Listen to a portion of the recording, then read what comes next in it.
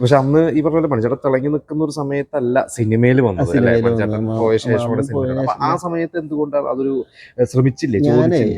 പഠിക്കുന്ന കാലത്തൊക്കെ ശരിക്കും പേടിയായിരുന്നു മോനെ അവൻ്റെ അടുത്ത് ചോദിക്കാൻ. അതൊരു അതുല്യ പ്രതിഭയാണ്. നമുക്ക് പാട്ട് പാടും, മിമിക്രി എന്തും ചെയ്യുമല്ലോ, അഭിനയമാണ്.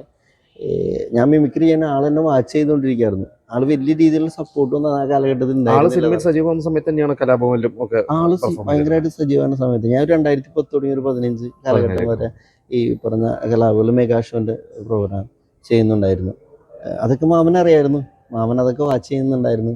പക്ഷെ എനിക്ക് ആളുടെ അടുത്ത് പറയാനായിട്ടുള്ളൊരു പേടി. അഭിനയിക്കണം എന്നുള്ള ഭയങ്കര മോഹമുണ്ട്, പക്ഷെ പറയാൻ ഭയങ്കര പേടിയും എന്തൊക്കെയാണെന്ന്. പക്ഷെ ആളിതൊക്കെ എല്ലാം അറിയായിരുന്നു.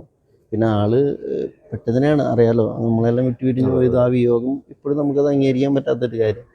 അപ്പോൾ ആ സമയത്ത് അതിന് ശേഷമാണ് ഞാനൊരു ആൽബത്തിൽ അഭിനയിക്കുന്നത്, ഒരു ഷോർട്ട് ഫിലിമിൽ, കോമർ എന്നുള്ള ഷോർട്ട് ഫിലിമിലൊക്കെ അഭിനയിക്കുന്നത്. അതാണ് എൻ്റെ ജീവിതത്തിലൊരു ടേണിംഗ് പോയിന്റ്. അതായത് അഭിനയ ജീവിതത്തിൽ എനിക്ക് ബെസ്റ്റ് ആക്ടർ അവാർഡ് കിട്ടിയത് കോമർ എന്നുള്ള ഷോർട്ട് ഫിലിമിൽ. അത് ഡയറക്റ്റ് ചെയ്ത് വിജയകൃഷ്ണൻ എന്ന് പറഞ്ഞ ഒരു ഡയറക്ടറായിരുന്നു.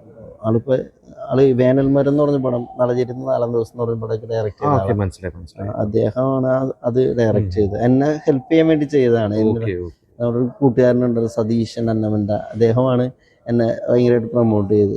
അത് ബെസ്റ്റ് ആക്ടർ അവാർഡ് കിട്ടി. അത് കാണിച്ചു കൊടുത്തിട്ടാണ് എനിക്ക് വള്ളിക്കെട്ട് എന്നുള്ള സിനിമയിൽ അവസരം കിട്ടിയത്.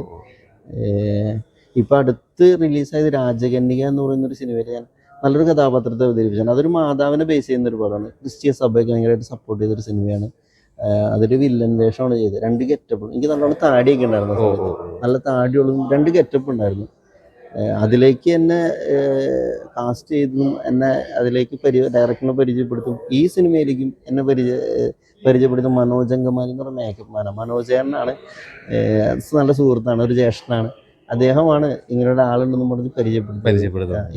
ഇപ്പം ഈ സാബു സാറിനെ ആയാലും രാജകന്യകയുടെ ഡയറക്ടർ വിക്ടർ സാറിനൊക്കെ പരിചയപ്പെടുത്തി ഈ മനോജ് അങ്കമാലിയാണ്. എനിക്ക് തീർത്ത ഒരു കടപ്പാടുണ്ട് അദ്ദേഹത്തിൻ്റെ അടുത്ത്.